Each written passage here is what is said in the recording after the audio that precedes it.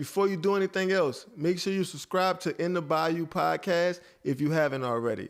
Now let's get into it. Hey, man, speaking about coaching, looks like Louisiana has found their head coach, man.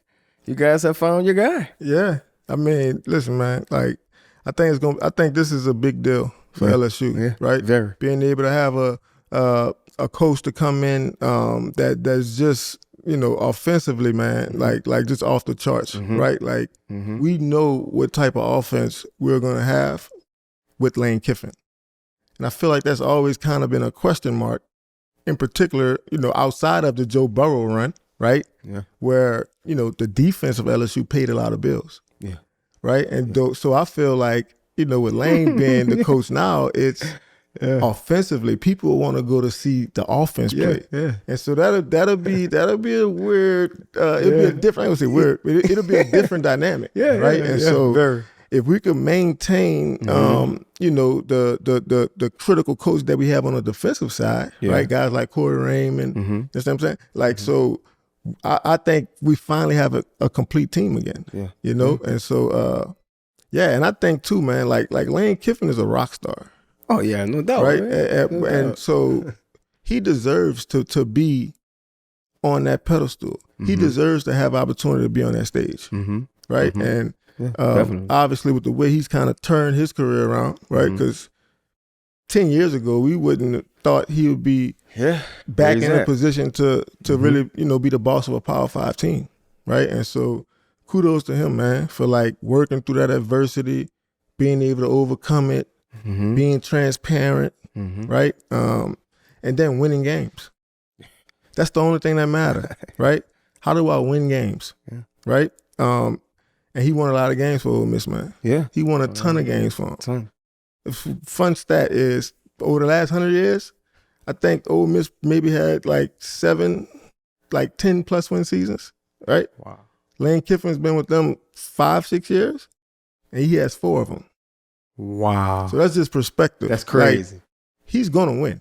Yeah, he's proven. He's going to win. Yeah. Like, if he has the quarterback that he needs, which I do think that's probably going to be his toughest challenge, is finding the right quarterback to run his offense. Yeah.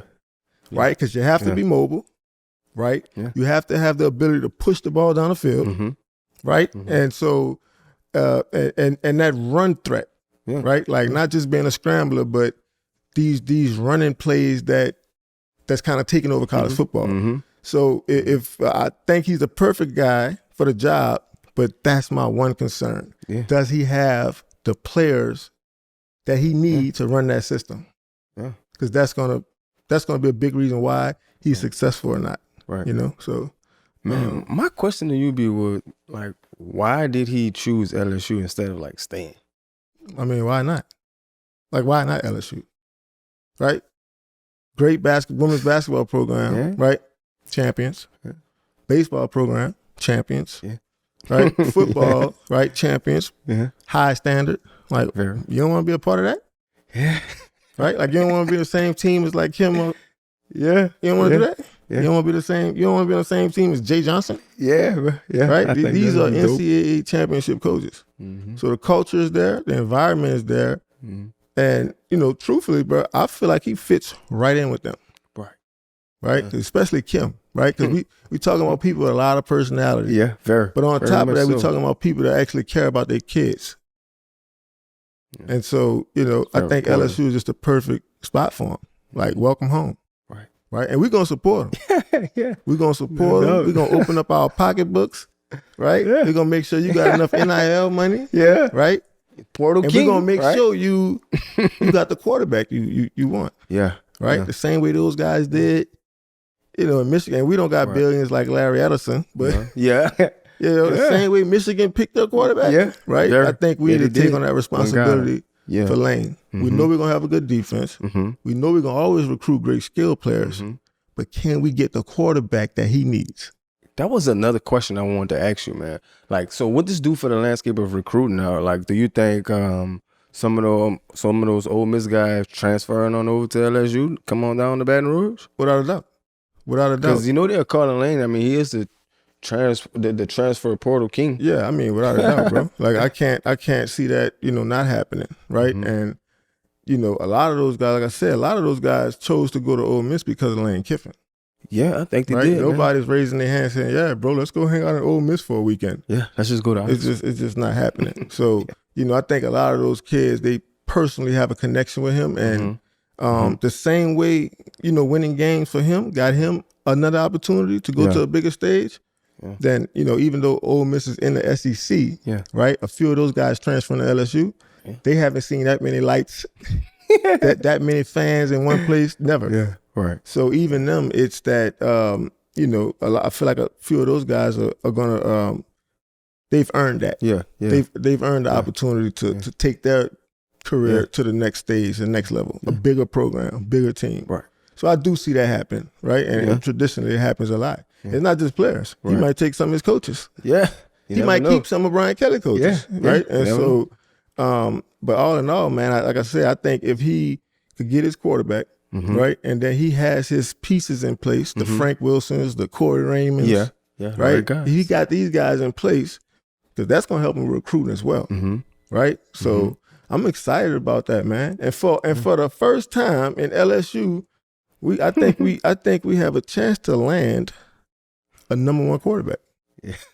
Because we got the coach, we got the system, we got the scheme, we got the money, we got the environment, we got the culture. For sure. I think it's gonna be a good deal, man. I really do. I think it's gonna be a good deal. So let me ask you this, man. Like, with his influence, you think he'll be able to retain like a lot of Louisiana talent? Absolutely.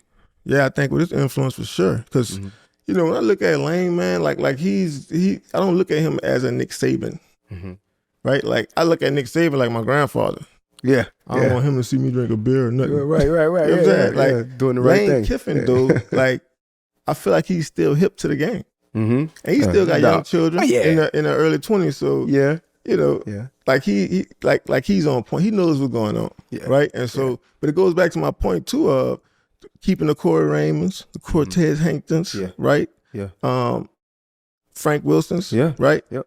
Because those guys are the real centerpiece. They're the glue, right? That kind of keeps it together because those guys are so highly respected and they're great recruiters that the system will remain in place, right? And so I think obviously it's hard decisions to make, but if Lane could get those 3 or 4 things, man, I think without a doubt we could compete for a national championship year in and year out. How long would you think him to turn this thing around? How long you think it's taking for him to just turn it around? Listen, man. We gave the last guy $100 million. He gonna probably get he probably got 100, right? Yeah. Shit. That was a rumor, right? Yeah, like 7 years, sure. $98 million. Yeah, that's a lot of money, man. It's big money, man. Like you need to win tomorrow. Right, basically. Right? You need to win tomorrow. Yeah, the people of Louisiana, they love winning. I'll be honest with you too, right? Man, we gave you all this money. I don't want you coaching another team. Right. Yeah. Like, come home. Yeah. Right? So tell them bye-bye. We'll see how that goes. Yeah. What's a successful year in your opinion? Like for his first year, what would be like considered successful? SEC title? I mean, are we like putting high hopes on Lane like right now? I give him a little leeway? I think winning 10, 11 games. I think that's a fair. Okay. I think that's fair. Yeah. Because Brian Kelly went to the championship game his first year. Right? Okay, yeah, right. So does he need to win it if he go? I say he need to win a championship if he go. ASAP, right? And so obviously, man, we're gonna support you. Yeah. Right? But like we're hungry for that. Yeah. We're hungry for that, man. Like we're hungry for a championship. Yeah. Right? And I blame Drew Brees and Joe Burrow. For spoiling us. Man, Louisiana. I blame him, man. Like, this is Louisiana, man. Like, everything is getting compared to those 2 guys. To those 2 guys when it comes to quarterback. Yeah. They'll do it. This is what we need to see. So, yeah, because we know that was the last, like, successors. For them. Yeah, man. So, but yeah, we're rooting for him, man. Like, he's going to have my 100% of, my support, man. Okay. Yeah. So you going to take a visit down there to go help Lane or what? Yeah, I mean, first of all, I always go back home, right? And even with every coach that's kind of taken over since I left, I always try to go back, spend time with the coach, spend some time with the players, because I want to know too, like what kind of program are we running, right? Because I got a lot of pride for this program, so I want to know like what we got going on, what are we doing, right? So and I know Lane is going to add that spark, right? Yeah. Like when Brian Kelly took over, the biggest deal for us was we wouldn't even really care about winning games. We was trying to get back on the right track. Right? Like we wanted a disciplined football team. We wanted kids to understand like that's important. You know what I'm saying? Like Lane, man.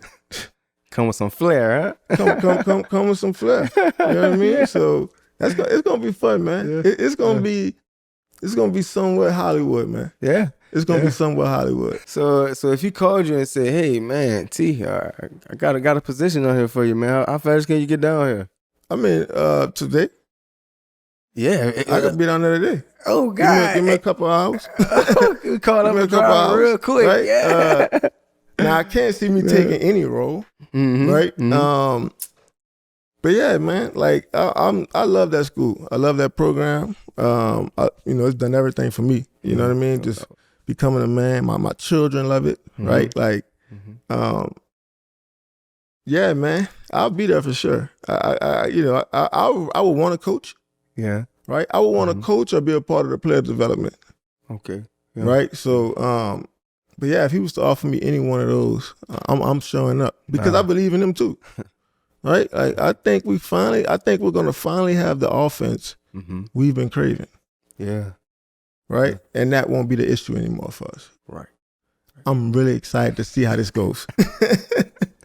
Yeah, man. So look, bro, let's just talk a little bit about player development because I think, just some of the things you went through, I think you can shed a good bit of light on that, man.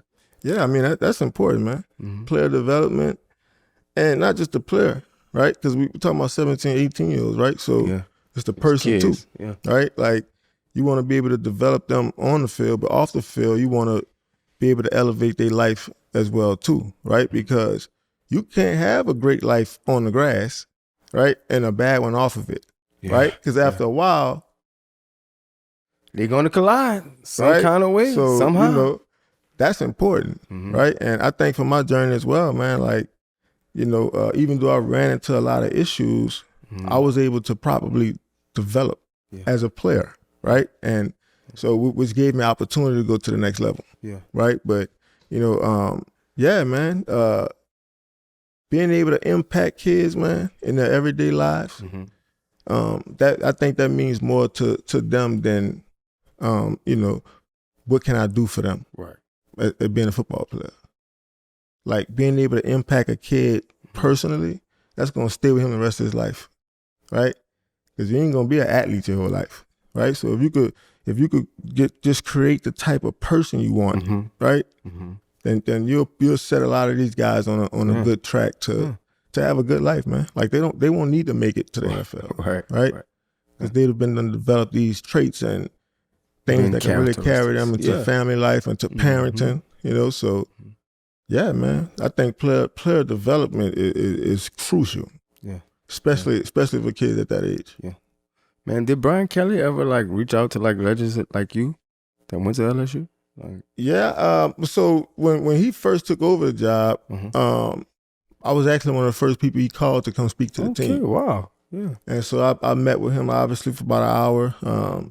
And like I said, I was more wanting to hear about how he was going to implement his structure, right? And I remember leaving that meeting saying, "Whew, at least we gonna be on at least we gonna guys gonna be eligible." You know what I mean? Like at least these guys gonna know what it takes to kind of be a professional. Because I felt like we was kind of getting away from that for a few years. So I left that meeting saying, "Man, like this team gonna be on the right track from a discipline standpoint."